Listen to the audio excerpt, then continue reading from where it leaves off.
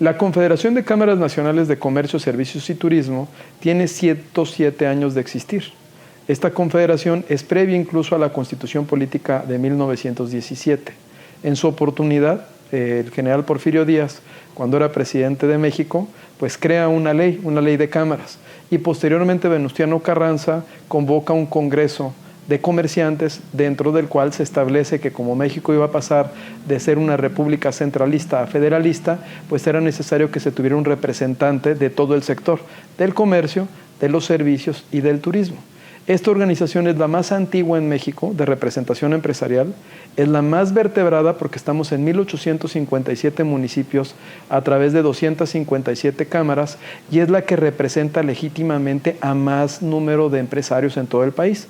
Representamos 4.8 unidades económicas, de las cuales el 98% son negocios familiares o son pymes. Ok, gracias. ¿Cuáles son sus principales objetivos y prioridades al asumir la presidencia de la organización? Esta organización cumple con el propósito de servir a estos tres sectores, al sector de comercio, de servicios y de turismo. La organización representa a los empresarios mexicanos tanto en México como en el extranjero. La propia ley establece que somos un organismo de obligada consulta para el gobierno federal, estatal y municipal. Es decir, cualquier cambio que se produzca, ya sea en el Poder Legislativo o en el Poder Ejecutivo, tiene que ser consultado a la Confederación. De hecho, la propia ley nada más reconoce 2 organizaciones empresariales en México. Estas organizaciones empresariales son Concanaco y Concamín. Concanaco, que representa el sector terciario, y Concamín, que representa el sector secundario.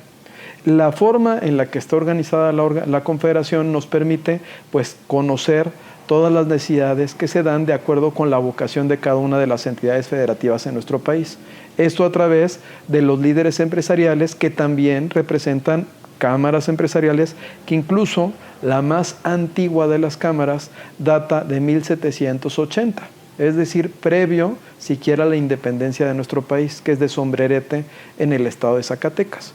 Y desde ahí inicia toda esta trayectoria gremial con la intención de cuidar la seguridad de las poblaciones, de generar crecimiento económico en cada una de estas poblaciones y por supuesto de superar cualquier obstáculo que pudiera producirse que afectara al sector de comercio, de servicios, de turismo, de ganadería, de industria, de pesca, de cualquier actividad económica dentro de nuestro país.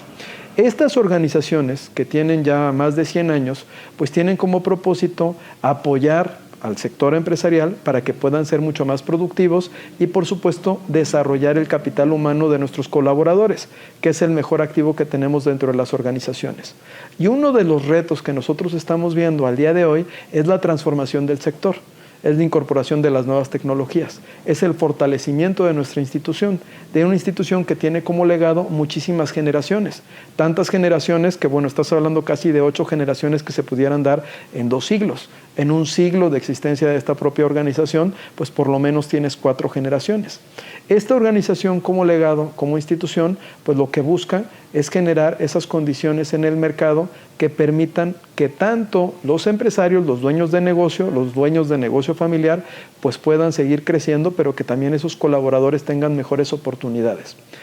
También lo que es la Concanaco Servitur es de las fundadoras tanto del IMSS, como del Infonavit, como de Fonacot, como de otras instituciones que ven por y para los mexicanos, que son instituciones que te garantizan la salud, la seguridad social como tal. Entonces, dentro de las actividades que nosotros establecimos como fundamentales fue el fortalecimiento institucional. ¿Cómo nosotros vamos a hacer que más y más mexicanos conozcan a la organización y sepan en qué les puede servir y en qué les puede ayudar? No nada más en México, sino también en el extranjero. Es en donde derivas que parte de las actividades que desarrollamos también están enfocadas con la vinculación con el mundo. Es cómo nosotros queremos atraer más inversión a México para efecto del nearshoring. Bueno, pues para ese efecto requerimos tener mejores capacidades. Otro de las actividades que vamos a estar desarrollando es el desarrollo de capital humano. Es decir, qué vocaciones requiere nuestro bono demográfico. O sea, al día de hoy el bono demográfico lo tiene México, Pero esos jóvenes que están en una edad productiva requieren tener otras habilidades distintas a las que actualmente están capacitando. Estas habilidades les van a permitir incorporarse al sector de servicios y tener mayores valores agregados, incluso para poder tener una economía con distintas capacidades, no nada más en México, sino también en el extranjero. Otro de los factores fundamentales en la organización es buscar una autosuficiencia financiera.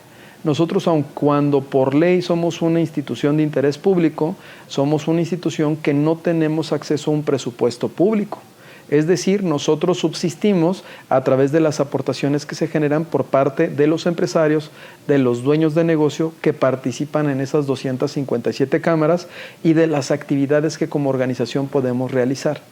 Uno de los puntos que también estamos nosotros generando es la interconectividad. Es decir, cómo nosotros podemos colaborar y participar con otras organizaciones. Nosotros por ley representamos legítimamente a esos 4.8 millones de empresarios, de unidades económicas que existen en nuestro país, pero esos 4.8 millones de unidades económicas también participan en otras organizaciones, en otras asociaciones civiles o sociedades civiles o organismos autónomos, y bueno, a través de todas estas organizaciones pues los estamos convocando a que se integren a una organización que los representa por ley, pero pues que también requiere conocer las necesidades que tienen en cada una de sus actividades.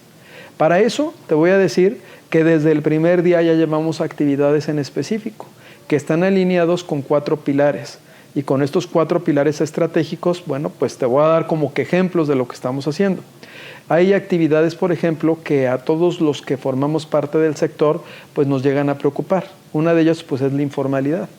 El crecimiento de la informalidad que se ha venido dando, en el cual casi el 55% de la economía nacional, pues, se encuentra en ese segmento, en el cual el principal perjudicado es por los que nosotros todos los días nos levantamos, son las familias de los mexicanos. Y el principal perjudicado es aquel trabajador que participa en la economía informal, que no tiene acceso a todos los beneficios y derechos que hemos venido construyendo entre los patrones, los trabajadores y el gobierno, como es el IMSS, como es el Infonavit, es decir, el acceso a la salud, a la seguridad social, a la vivienda, al ahorro, a la pensión, al retiro, al financiamiento. Esos beneficios que existen nada más son alcanzables para el 45% de la economía. Entonces, uno de los grandes retos que nosotros estamos pretendiendo buscar superar, acompañando al gobierno federal, al estatal y al municipal, es cómo logramos convocar a todo ese segmento que se encuentra en la informalidad, que no garantiza, por supuesto, el que sus trabajadores tengan acceso a un salario mínimo, porque hay datos que nos arrojan que casi 10 millones de mexicanos tienen un ingreso menor al salario mínimo, y cómo podemos garantizar que ese tipo de actividades económicas pues se puedan incorporar al sector formal. Entonces, en una de las actividades que estamos haciendo es que estamos trabajando con COFECE, con la Comisión Federal de Competencia, para identificar si lo que ha generado esa distancia y afectación a los trabajadores y a las familias de los trabajadores es la sobreregulación que existe en el comercio y los servicios establecidos, para identificar cómo podemos disminuir esa sobreregulación que beneficiaría de manera directa al mercado formal, pero también ayudaría a que el informal se pudiera integrar a la economía. La economía, actualmente, ese 55% de la economía que está en el segmento del mercado gris o de la informalidad, pues obviamente genera una afectación también al consumidor. Es en donde nosotros nos debemos, porque finalmente como prestadores de servicio, como turisteros o como comerciantes, pues vivimos, por supuesto, de los productos y de los servicios que nos consumen. Y es en donde también queremos enfocarnos en que tengan las mejores garantías, las mejores normas, la seguridad de que los productos y servicios que están adquiriendo son de primera calidad. Para lograr eso, otro de los pilares tiene que ver con la transformación digital. Aunque todos hablamos de la economía digital, la realidad es que el diagnóstico que hicimos nosotros de pymes en la economía digital, pues nos arroja una serie de áreas de oportunidades muy importantes, en las cuales tú puedes identificar que gran parte de nuestro sector, pues habla de la economía digital, conoce la economía digital, pero no participa en la economía digital. Y la economía digital es un gran vehículo para que podamos superar cualquier frontera tanto física como obviamente pues a través de estas plataformas digitales. Entonces, uno de los aspectos que estamos abordando dándole continuidad al plan de trabajo del presidente anterior, es cómo buscar que esos comercios, esos prestadores de servicio y esos turisteros se puedan incorporar a la economía digital a través del uso de todas estas herramientas. Y cómo la inteligencia artificial y las distintas herramientas que se están dando en el mundo nos pueden ayudar a transformar nuestros negocios. Es ahí donde otro de los pilares se conjuga, que es el tema del desarrollo de capital humano, el desarrollo de líderes. O sea, los líderes que forman parte de la organización son líderes de opinión y son líderes empresariales, pero cada uno de ellos tiene el potencial de desarrollar más líderes.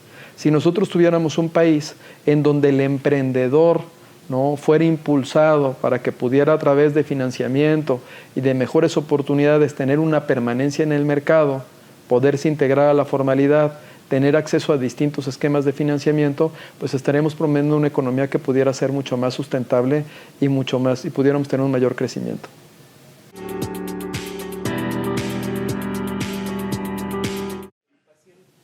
Mira, el país está muy diagnosticado en términos de seguridad.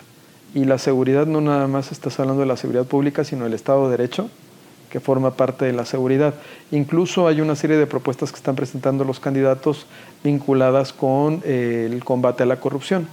Uno de los principales problemas que tenemos en México, si bien es cierto que es la corrupción, yo creo que por encima de ella está la impunidad, ¿no? Porque cuando en el país hay impunidad, pues obviamente el Estado de Derecho no se ve fortalecido y hay una afectación en todas las esferas y en todas las actividades económicas dentro de nuestra propia sociedad.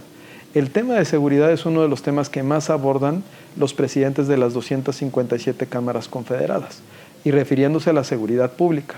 Ahí es donde nosotros hemos tenido reuniones y participamos en distintas mesas, pues para hacer saber a las autoridades, que son las que tienen el mandato constitucional y por ley, para brindarnos esa seguridad pública para que se atiendan las demandas que está haciendo nuestro propio sector.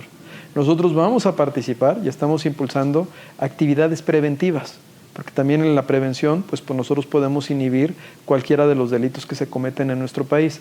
Y bueno, también colaborar con las autoridades a efecto de que las denuncias que se presenten se hagan efectivas, incluso impulsar reformas en términos de delitos patrimoniales, en donde estos delitos se persigan por oficio, cuando estén vinculados con algunas actividades relacionadas con ciertas situaciones en particular en distintas entidades.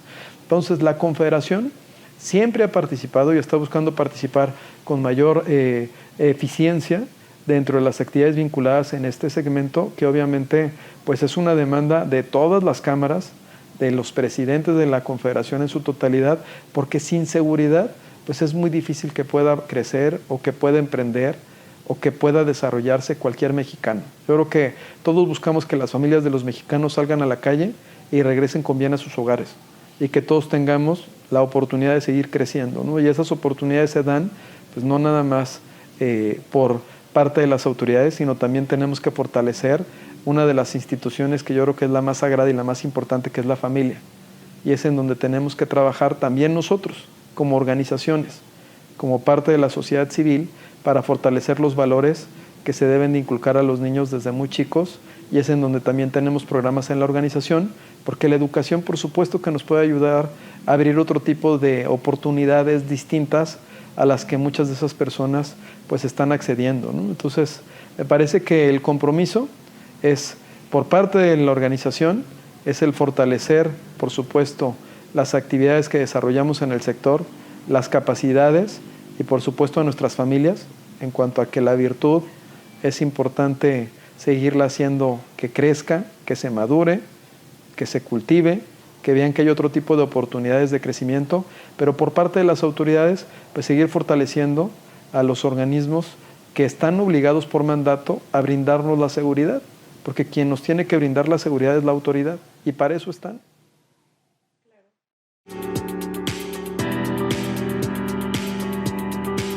Vamos a tener próximamente un debate en donde vamos a escuchar las posiciones de cada uno de los candidatos a la presidencia, y pues estamos pidiendo y convocando a los candidatos en que en su caso dejen de lado las descalificaciones y que mejor nos presenten propuestas que puedan ser logradas, que puedan llevarse a buen puerto, pero sobre todo que busquemos el mecanismo mediante el cual no estemos reinventando el país cada 6 años. O sea, ya hay una serie digamos que el agua tibia ya se descubrió hace mucho tiempo. Entonces veamos cómo esa agua tibia pues la podemos utilizar o la podemos mejorar, pero no partamos de reinventar un país que viene reinventándose desde hace muchos siglos. O sea, buscamos la manera en la que el potencial y la vocación de cada una de nuestras entidades, igual que la de nuestra gente, se pueda ver reflejada en una mejora sustancial. Entonces, vemos que lo que nosotros tenemos por obligación que hacer, pues sí, es invitar al voto, es invitar a que voten por quien quieran votar. O sea, aquí no es un tema de afinidades políticas, es que todos los mexicanos ejerzan su derecho, que es un derecho constitucional y una obligación, que todos seamos responsables de votar por alguien y que también al ser responsables de ese voto pues nos va a permitir poder tener estos mecanismos de medición para saber si los compromisos que hicieron efectivamente los cumplieron. Me parece que todos los mexicanos pues lo que buscamos es que a nuestro país nos vaya mejor, y una forma en la que nos vaya mejor a todo nuestro país es que salgamos a votar, que escuchemos las propuestas, que seamos críticos, pero que también busquemos nosotros cómo aportar. Muchas veces en esta organización hay quien se acerca y nos pide y nos dice es que hay que hacer. Y yo muchas veces los volteo a ver y bueno, ¿y tú qué vas a hacer? O sea, porque no nada más es el tema de lo que la organización haga por ti. ¿Tú qué vas a hacer por la organización? ¿Tú qué vas a hacer por tu país? Me parece que el compromiso es mutuo. Y el compromiso de la organización con los candidatos, y en su caso con los que fueran electos, va a ser el de seguir construyendo un mejor país. ¿Y qué crees? Ellos se van a ir y nosotros nos vamos a quedar. Nosotros tenemos 107 años de existir, más de 200 años también. Hemos visto muchos cambios en México, es más, no había México cuando ya existíamos, y seguimos aquí, y nos hemos mantenido y seguimos construyendo este país. Entonces pensemos en eso. O sea, todos estamos en un tránsito en este país, y el tiempo que le invertimos a este tipo de organizaciones que tienen como propósito servir, porque son organizaciones sin fines de lucro, bueno, pues ese propósito que se vea reflejado en una acción y en una actividad en la cual podamos mejorar el futuro de nuestro país. Por eso decimos aquí, y yo lo decía, que lo que hacemos en Concanaco Servitor es por nuestras familias, por nuestra comunidad, por los que no conocemos, porque gran parte de nuestras actividades es por gente que ni conocemos, y por el futuro de México. Bueno, pues muchas gracias, presidente de la Torre. Fue muy enriquecedor esta plática con usted. Y pues agradecemos de antemano que nos haya recibido en su espacio. Muchas gracias. Gracias a ti. De verdad que lo sigo mucho y me gusta su medio ahí. Me sigue mandando sus revistas porque me gusta mucho el mundo ejecutivo. Me encanta. Pues yo quisiera felicitar a toda la editorial de ustedes, las actividades que desarrollan. De verdad que es una revista que a mí me gusta mucho. Es una revista que recomiendo, que sugiero que le den una leída, que cuando la tengan, pues bueno, ese hábito es uno de los mejores hábitos que podemos tener, que es la lectura, y pues que la consulten, que vean las opiniones, las recomendaciones que ustedes hacen. A mí me parece que son muy valiosas, porque si algo ha distinguido al medio que ustedes están representando, es que siempre están viendo cómo hacer posible lo imposible. Y eso es algo que se les agradece, porque siempre están pendientes de comunicar de manera acertada lo que es posible hacer. Y aquí en Concanaco decimos, lo difícil lo hacemos rápido, lo imposible nos tardamos poquito.